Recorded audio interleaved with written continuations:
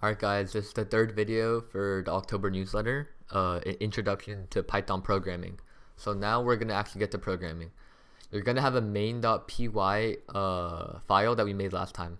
So I just set it up like this. You don't have to set it up, just like see what I do. So basically Python's a pretty straightforward language. Everything in Python, if you write it that way, it basically works that way, you know. So let's say I want to print the words hello world.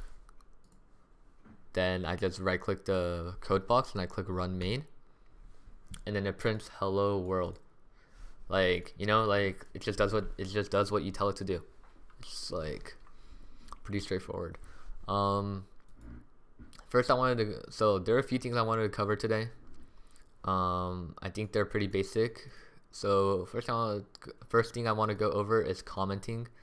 Comments are just like statements that you write in code that like don't actually like do anything. It's just like for your like visual aesthetic. So like if you delete like all these like little intro comments, variables, these are all comments. To comment, you just do hashtag and then you write like whatever you want, like third video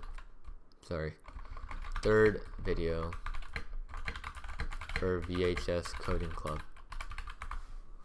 Alright, so comments are pretty, like they're not like, I just want to show you guys what comments were so you don't get confused about these. And then alright, now the real first lesson starts at variables. So in Python there is no like variable type declaration, which means like you're not gonna like start your make a variable by naming it like int or string or stuff like that.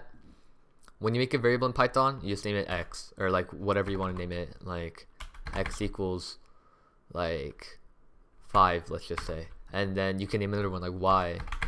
Like it's pretty easy to just name it like a single letter so that you can like reference them pretty easily, like y equals like 10. But you can also name it like my name is equals, or sorry, that's too long.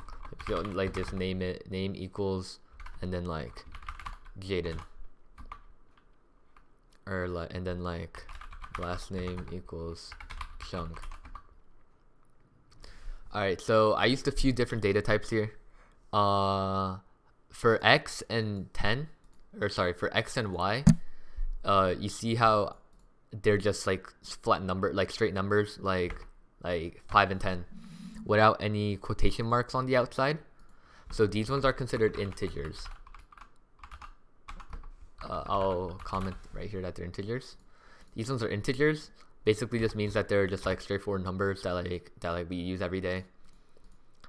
And then they can't have quotation marks though. If it has quotation marks, it becomes a string, which is our next variable that we used. Strings are words. So like this is a string and this is a string. We can also denote numbers as strings. So like let's say age is like 35. That would also be a string because it has the quotation marks. You can use double or single quotes. It doesn't matter. They both do the same thing in Python. Don't trust that for other languages. The other languages do have different meanings for double and single quotes, but in Python, the double and single quotes mean the same thing. So yeah, integers are pretty simple. Numbers that you can like add, subtract, etc. with, like, and then strings are words and like statements, I guess. So let's try printing x and then printing name. So if you right click and run this, it'll print 5 and Jaden. But let's try printing x plus y and then printing name plus last name. When we do this, it prints 15 and Jaden Chung. It can, so basically integers, when you add them together, they physically like add, like like as if you're putting in a calculator. For strings, when you add them together, they stick together. It just combines the first one and the second one into one big string. So right here, adding integers, and then right here is combining strings. And then when you print,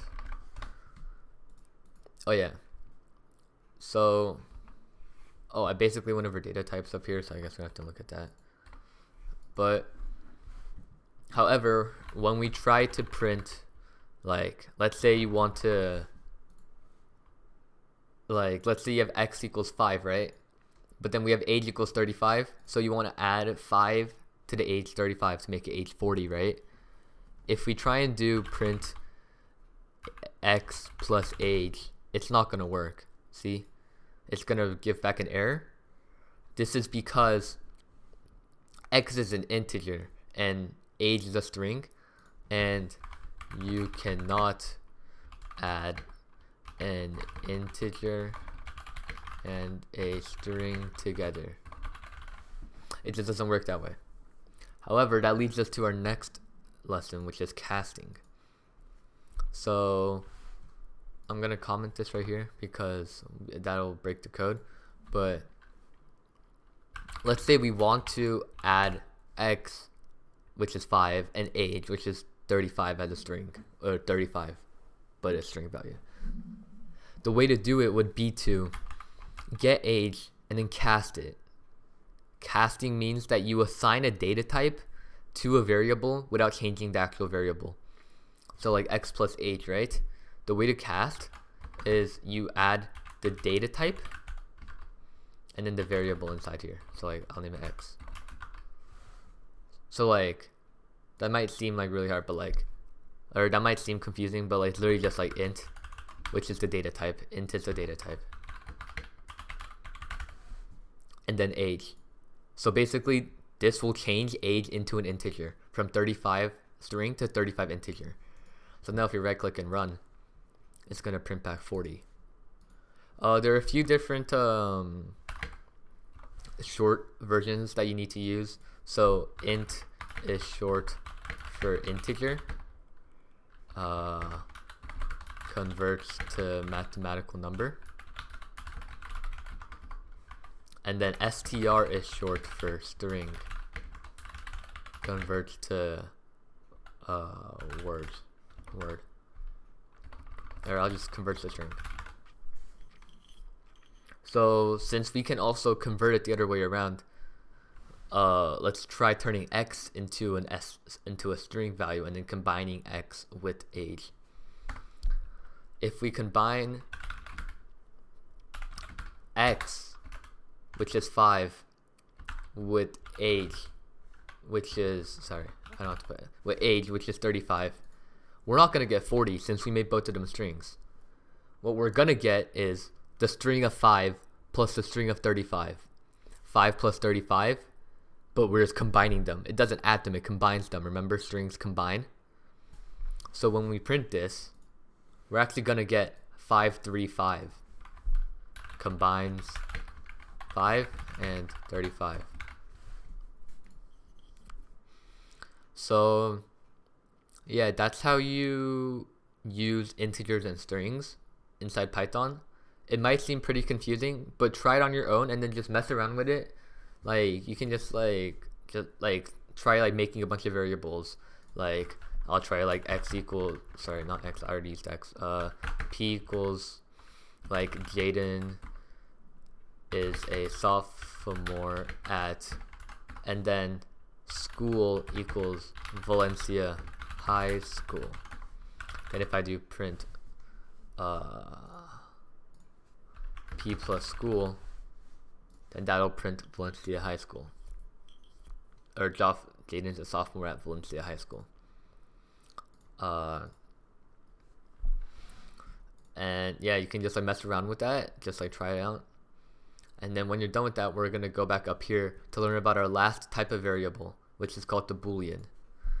The Boolean is basically a True or false. It only has two options it can be. It's not like an integer that can be like any number possible, and it's not like a string, which is which will only have like words or which will only contain like string values. A Boolean can only have two values, true or false. And the way to assign most of it is like R. Let's just name it R, or no, let's name it B. B equals true. Make sure that the first letter in true or false is always capital. True or false. B is true. Let's try printing B.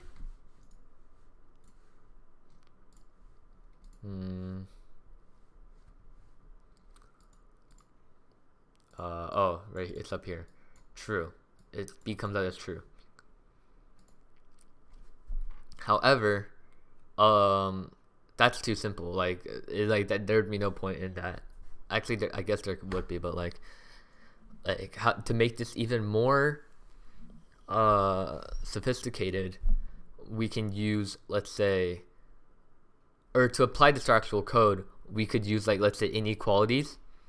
B equals 5 is less than 10. So just looking at that, 5 is less than 10. That is a true statement. 5 is less than 10 is true. Since it's true, when we print B, it's gonna print true. However, if we said 5 is greater than 10, and then we right click and run it. The easiest way to run the code is to right click the code block and click run whatever code you're running. If we said 5 is greater than 10, that's false. So it's false. I'll change that back. It's like same thing goes for like B equals like 3 is less than like 40. Print B. It's true. However, if it's greater than 40, it's false. I think that's it for Booleans. Oh yeah, we can also data cast Booleans. So over here, bool is short for Boolean, converts to true or false. So let's say I had like a string, element u equals, and then it literally said true, like inside, like it literally had true in the, like as like these words true. If I assign B equals bool, or sorry, I'll just print it. If I did print and then bool and then u, I click run, it'll print true. It'll convert it to a Boolean and then print true. Let's say u contained let's say u contained 3 and t contained 5, and then I did print u is less than t, and I right click and run, then it would print true because it's less. Alright, so that's it for Booleans and data casting. The last thing I want to go over are lists, but I want to split this. Actually, I'm not going to split it up, but it might be kind of confusing.